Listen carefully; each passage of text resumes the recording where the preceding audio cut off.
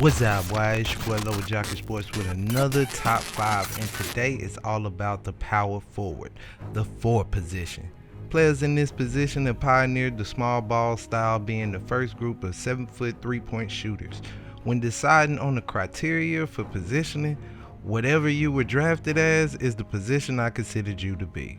And championships aren't everything, but it's hard to put a non-champion above a champion when nitpicking for these type of lists. So without further ado, let's piss some niggas off real quick. At number 5, we've got Karl Malone, aka the Mailman. When it comes to some of the greatest physiques in the sport, he's been in conversations for that title.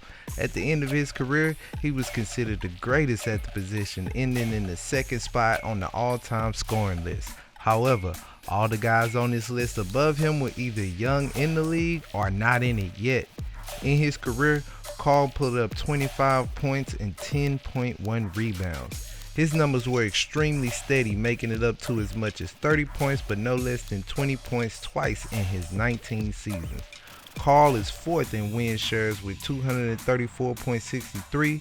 He was a 2-time MVP, 14-time All-Star, 14-time All-NBA, 11 being first team, and a 4-time All-Defense, with 3 of those being first team.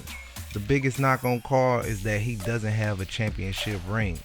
Utah made it to the ship twice but ran into Jordan, and well, we know how many times he lost in the finals, you know?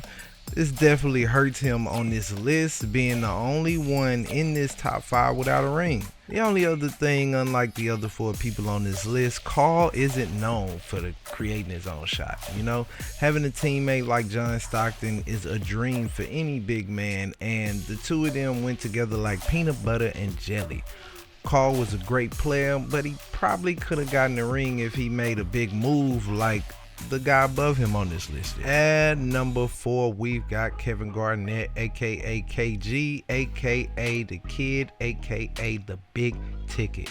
KG had one of the greatest peaks in NBA history. One of the greatest shit talkers of all times. Coming out of high school, dude was a beast. He had a great post game as well as a great mid-range game. In his career, KG put up 17.8 points and 10 rebounds, with years in which he had over 13 rebounds per game.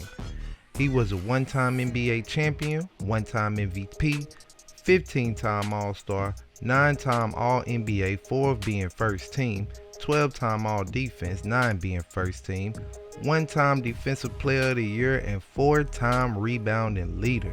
As a two-way player, KG did it all in Minnesota before leaving to join and create the Big Three Celtics and winning his only championship.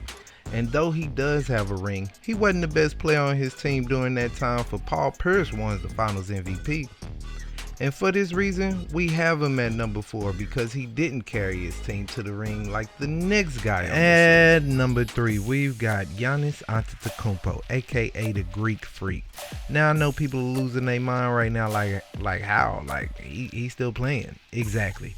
And he already has a better resume than all the players below him and before the age of 30. So far in his career, Giannis has put up 22.5 points, 9.6 rebounds, and 4.6 assists. He's had years where he's had well over his average at around 31 points per game, and he's still getting better. So far, Giannis is an MVP champion with a Finals MVP, 2-time MVP, 7-time All-Star, 6-time All-NBA, 4 of them being first team, 5-time All-Defense, 4 being first team, a Defensive Player of the Year, and one of the only 3 to win in the same year as the MVP along with Jordan and Hakeem.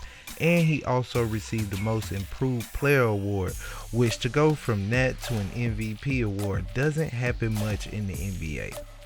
Of all players in NBA history, he has definitely had the greatest growth of any player statistically and skill-wise. Definitely a last of a dying breed in this player movement era, being one of the few players who refused to move.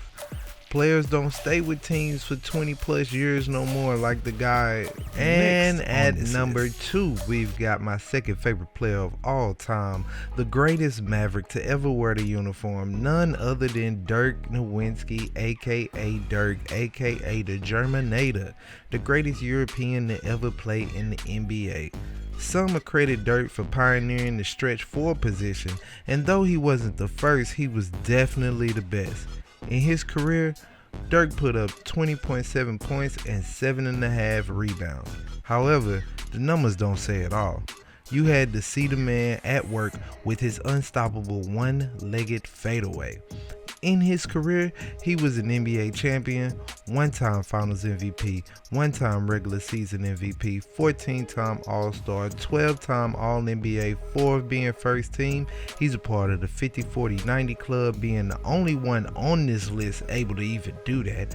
A 3-point contest champion, again, only one on this list able to do that. Teammate of the year and a part of the top 75 players of all time.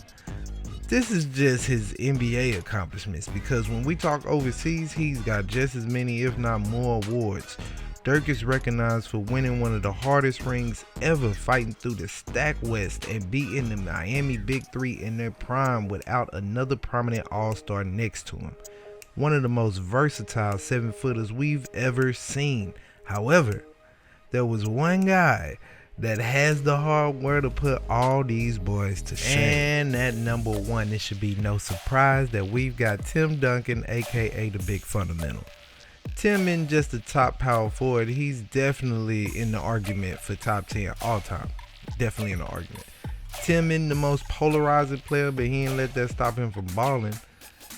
They try to say that he played with a bunch of Hall of Famers his whole career, but because of him, the Spurs never missed the playoffs while he was there. Before he got there, they won the first pick of the draft. Once he left, they haven't sniffed the playoffs since. Now that's an impact. In his career, Tim put up 19 points, 10.8 rebounds, and 2.2 blocks per game.